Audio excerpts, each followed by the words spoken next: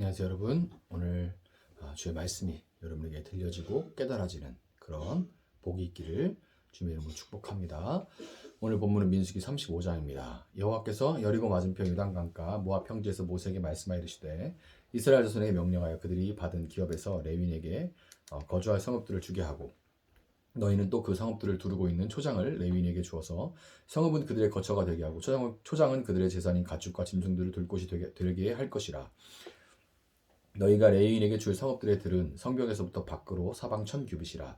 성을 중앙에 두고 성밖 동쪽으로 2000규빗, 남쪽으로 2000규빗, 서쪽으로 2000규빗, 북쪽으로 2000규빗을 측량할지니 이는 그들의 성읍의 들이며 너희가 레위인에게 줄 성읍은 살인자들이 피하게 할 도피성으로 6성읍이요 그 외에 42성읍이라. 너희가 레위인에게 모두 48성읍을 주고 그 초장도 함께 주되 너희가 이스라엘 자손의 소유에서 레위인에게 너희가 성읍을 줄 때에 많이 받은 자에게는 많이 떼어서 주고 적게 받은 자에게서는 적게 떼어 줄 것이라. 각기 받은 기업을 따라서 그 성읍들을 레위인에게 줄지니라. 여호와께서 또 모세에게 말씀하여 이르시되 이스라엘 자손에게 말하여 그들에게 이르라. 너희가 요단강을 건너 가나안 땅에 들어가거든 너희를 위하여 성읍을 도피성으로 정하여 부지 중에 살인한 자가 그리로 피하게 하라. 이는 너희가 복수할 자에게서 도피하는 성을 삼아 살인자가 회중 앞에 서서 판결을 받기까지 죽지 않게 하기 위함이니라.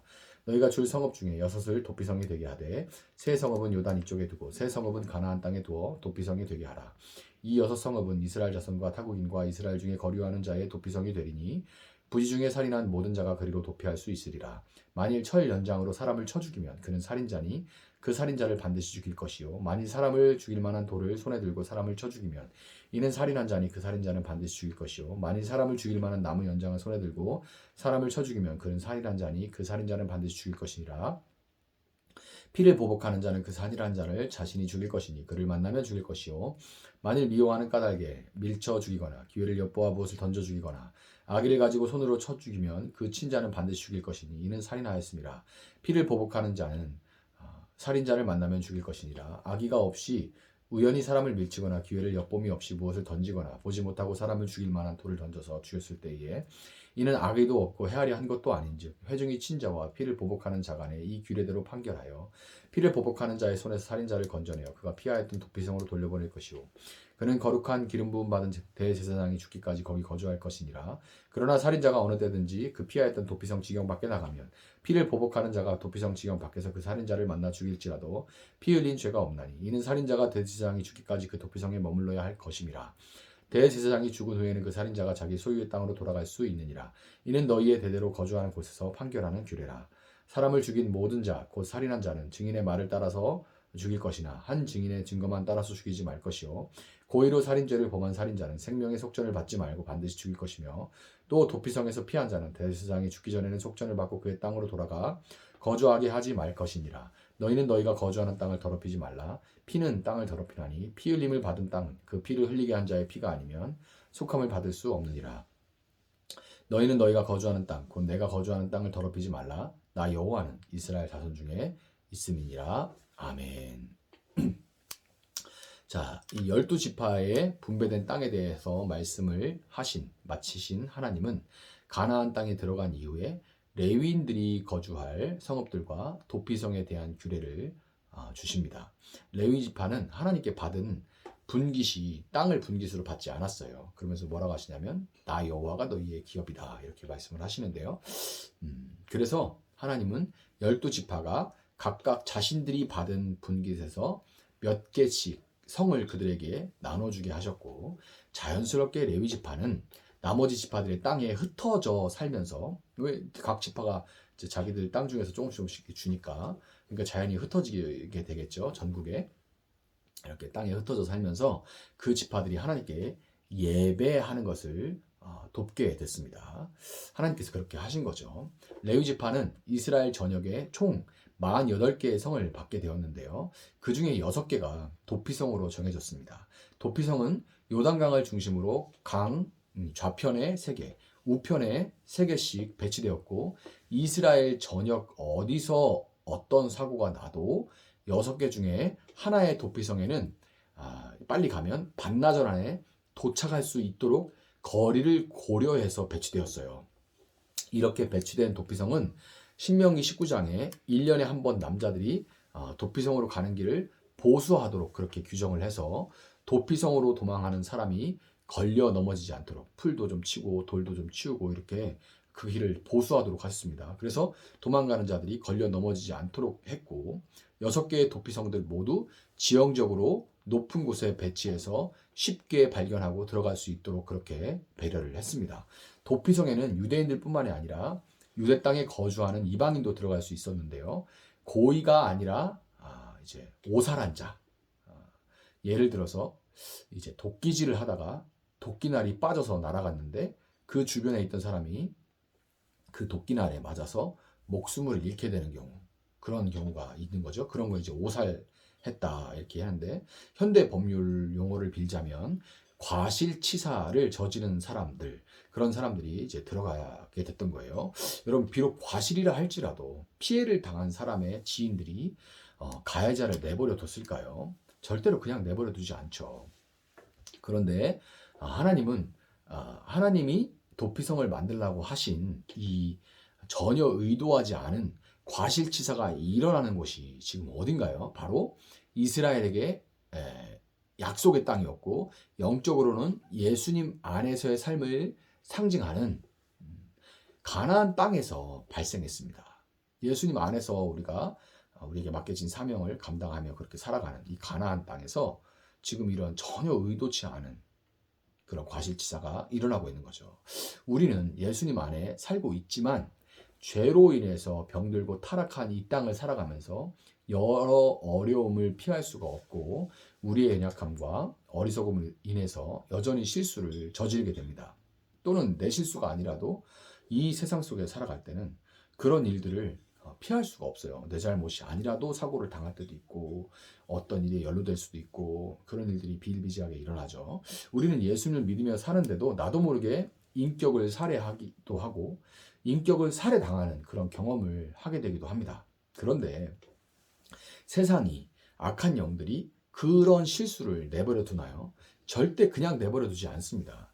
성경은 이 도피성에서 나오게 될 때, 그 도피성에서 밖으로 이제 나오게 될 때, 그래서 더 이상 보호를 받을 수 없게 될 때는 오직 그 당시 대제사장, 들어갈 그 당시에 이스라엘의 대제사장이 죽을 때 그렇게 된다라고 그렇게 성경은 말을 합니다. 그런데 예수님은 죽을 수밖에 없고 그래서 도피성에 피한 자가 어쩔 수 없이 무방비 상태에 놓이게 될 수밖에 없게 되는 그런 인간 대제사장과는 다른 영원하신 우리의 대제사장입니다. 그렇게 우리는 영원하신 도피성이신 예수님을 우리의 내부인 마음속과 그리고 외부인 교회에 설정하고 언제 어디서든지 그분에게 즉시 피할 수 있도록 그렇게 준비를 해야 하는 거예요. 예수님 안에 거한다고 하면서도 여전히 미워하고 상처를 주고받고 죄의 습관으로 걸려 넘어졌을 때 사단이 죄책감으로 우리를 정죄하고 죽이려고 하면 우리는 급히 이 내부의 도피성으로 피해서 예수님의 은혜와 보호를 구해야 됩니다. 또한 살면서 실수를 해서 의도하지 않게 어려운 일에 엮였거나 잘못된 선택을 했을 때 고난이 닥쳤을 때도 우리는 즉시 외부의 도피성인 교회에 나와 예배하고 기도하며 또 교제 가운데 이 위로와 평안을 회복하는 한편 인간의 방법을 구하기 앞서 주님께 먼저 지혜를 구해야만 하는 거예요. 제가 앞서서 이제 이 도피성은 지형적으로 높은 곳에 위치해 있다. 그래서 쉽게 보인다. 그렇게 말씀을 드렸죠. 이 구약의 도피성은 도망자가 보호받기 위해 스스로 높은 곳에 위치한 도피성까지 찾아 올라가야 했지만 신약 시대에 와서 예수님은 직접 사람의 몸을 입고 이 낮은 땅에 내려오셨고 지금은 마국간과 같은 우리 마음속으로 찾아오셔서 온통 우리 자신들로만 꽉 차서 짐승의 먹이통, 이 구유 밖에는 예수님께 내어드리지 못한 우리와 영원히 함께 있어 주십니다. 그럼 우리는 이런 은혜를 높은 곳으로 우리가 찾아 올라갈 필요가 없이 높은 곳에 계신 예수님이 우리를 향해 내려오셔서 그것도 환영하지도 않는 우리 마음 가운데 우리로만 가득한 우리 마음의 구유 같은 곳에 찾아오신, 낮고 천한 곳에 찾아와 주신 그런 은혜를 받은 사람들이에요. 그 은혜에 힘입어 우리도 주님처럼 환난을 만난 사람들을 향해 내려가야 됩니다. 내려간다는 말은 사람들을 찾아가서 그냥 막 이제 내가 원하는 대로 막 섬겨라, 베풀어줘라 그런 말이 아니라 슬퍼하는 사람들의 마음과 눈높이로 낮아지라 하는 그런 뜻이에요. 아주 작은 차이가 큰 차이를 만드는 거죠. 그 마음이 거기 있으면요. 예를 들어 뭐 이제 어려운 형제 자매들이 모여 있는 그런 센터 같은 곳에 교회들이 이제 뭐 명절이나 뭐 연말, 연초 이럴 때 선물 같은 거 하는데요. 아주 작은 차이 내려가서 듣고 이야기를 나누면 이제 일방적으로 내가 주는 게 앞서서 먼저 어떤 필요한 것들을 리스트를 받을 수도 있죠. 그래서 필요한 리스트들, 아이들이 거기 있는 아이들이 필요하다고 얘기하는 그런 리스트들을 받아서 그 리스트들에 있는 것들을 한 번에 다 못 해준다 할지라도 모아가지고 꼭 필요한 거 받았을 때 얼마나 기뻐요. 그런 작은 차이들이죠.